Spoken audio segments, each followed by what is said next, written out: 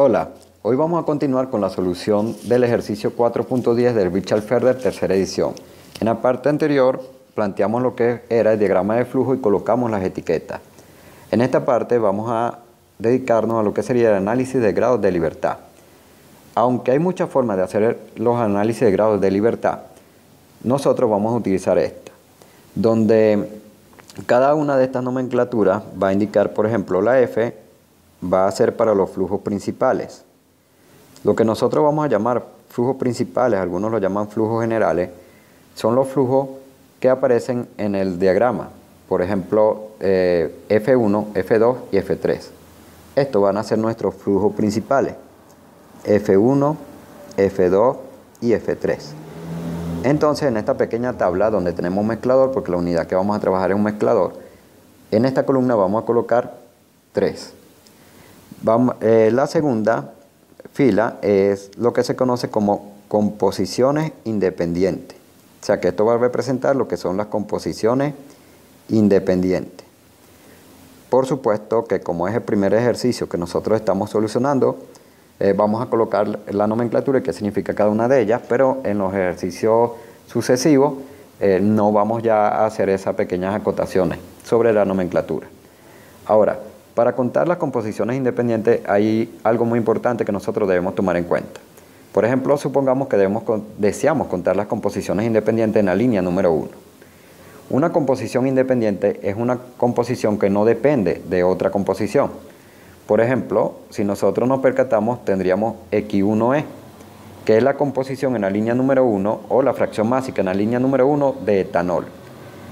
Esa tiene la característica que tiene un valor de 0,75 y no depende de ninguna otra aparentemente. Entonces, si nosotros nos percatamos la forma como está planteada X1A, X1A depende de X1E, o sea que se puede obtener a partir de X1E. Quiere decir que aunque acá conocemos dos composiciones, que sería X1E y X1A, en este caso X1E es independiente, pero X1A no lo es. O sea que en el flujo número 1 vamos a tener una composición independiente. Entonces tendríamos una composición independiente para el flujo número 1. Si ahora analizamos lo que vendría a ser el flujo número 2. En el flujo número 2 nuevamente tenemos la composición del etanol, X2G. Es 0,40 y no depende de más nadie, o sea que ella es independiente. Pero si nosotros nos fijamos en la forma como está anotado X2A, X2A se puede obtener a partir de X2G. Quiere decir que X2A depende de X2G. Por lo tanto, X2A no es independiente. Entonces, como tenemos dos composiciones, vamos a anotar una porque solamente una de esas composiciones es independiente. Entonces tendríamos 1. En el flujo número 2 tenemos una. En el flujo número 3. En el flujo número 3 sucede exactamente lo mismo. Nosotros tenemos X3G, que no depende de nadie, pero X3A está en función de X3G. Es decir, si nosotros tenemos el valor de X3G, que lo tenemos de hecho, podemos obtener el valor de X3A. Por lo tanto, X3A es dependiente. Entonces, la única composición independiente que hay sería X3G.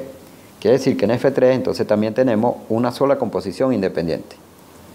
Eso nos va a dar un total de 3 composiciones independientes.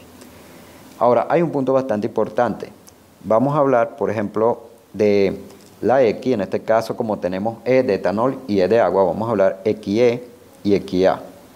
En este caso, la suma de las fracciones másicas y también la suma de las fracciones molares tiene que ser igual a 1.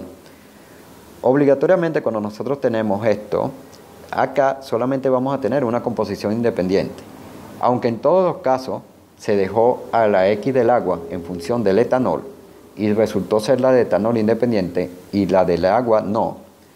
En realidad eso depende de la forma del despeje, porque por ejemplo, si nosotros decidimos despejar en cualquiera de las líneas X de etanol y plantearla como 1 menos XA, entonces la del etanol no va a ser independiente. ¿Por qué? Porque ella se puede obtener si se conoce XA. Aquí pasaría a ser independiente la XA. Eso quiere decir que eso de composiciones independientes no es que hay unas composiciones especiales o unos compuestos especiales que son independientes, no. Eso es simplemente que cuando nosotros vayamos a hacer la suma de las fracciones másicas, ellas pueden dar 1. Por lo tanto, si nosotros tenemos todas las demás composiciones, siempre va a haber una que va a depender de las demás. Supongamos que nosotros, por el contrario, tenemos no 1 o 2, sino que tenemos una mezcla que tiene tres compuestos, XA, XB y XC. Nuevamente, la sumatoria de ellos va a ser igual a 1. Fíjense que tenemos tres compuestos. Podemos despejar cualquiera de los que ustedes deseen. Vamos a suponer que despejamos XB. Y nos va a quedar 1 menos XA menos XC. Si a nosotros nos preguntaran cuántas de estas composiciones son independientes, nosotros automáticamente diríamos 2. ¿Por qué? Porque nosotros solamente podemos despejar una. Esta que nosotros despejamos va a depender de XA y de XC. Por lo tanto, esta que nosotros despejamos no es independiente. Estas van a ser independientes, o sea que podemos tener máximo 2 composiciones independientes cuando tenemos 3.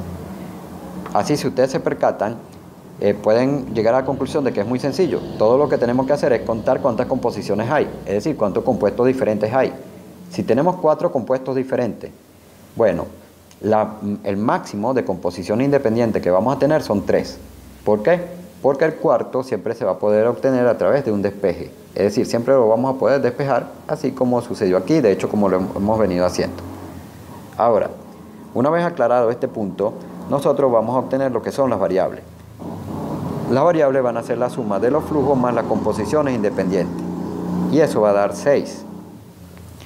Una vez que tenemos la variable, entonces vamos a la segunda parte. Por ejemplo, esta FC van a ser flujos conocidos. Esas son las líneas principales o los valores de los flujos principales que nosotros conocemos. En este caso, tenemos F1 y debemos recordar que dijimos que F1 lo íbamos a trabajar en masa. Esto es muy importante. Tiene un valor de 995,92 kilogramos. Entonces conocemos solamente un flujo porque no conocemos ni F2 ni F3. Esto es para indicar composiciones independientes conocidas. Composiciones independientes conocidas. Porque también hay un punto importante. No quiere decir que nosotros vamos a conocer todas las composiciones independientes. Hay unas que vamos a tener y otras que no. En este caso, si nosotros conocemos X1E que dijimos que era independiente, conocemos X2E que dijimos que era independiente y conocemos X3E que dijimos que era independiente. Entonces tendríamos un total de 3 composiciones independientes conocidas. Lo que sería BI va a ser balances independientes. Y aquí hay otro punto importante.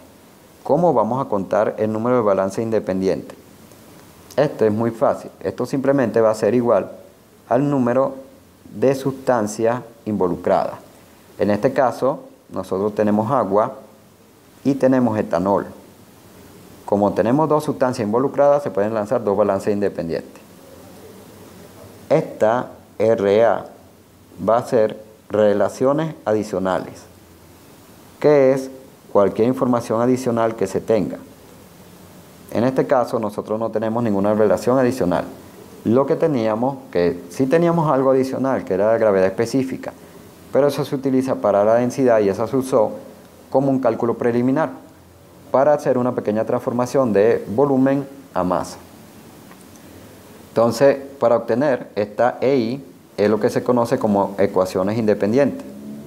Para obtener cuántas ecuaciones independientes podemos lanzar, entonces todo lo que tenemos que hacer es sumar la segunda parte, es decir, sumar los flujos conocidos, las composiciones independientes conocidas y el balance independiente, que si lo sumamos nos van a dar 6.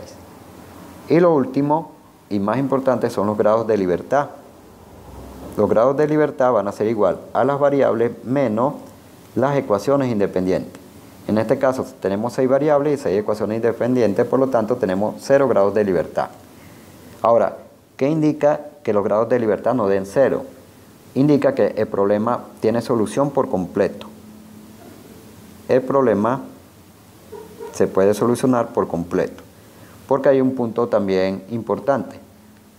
Si nosotros, por ejemplo, no tenemos grados de libertad 0, eso no significa que el problema no tenga solución.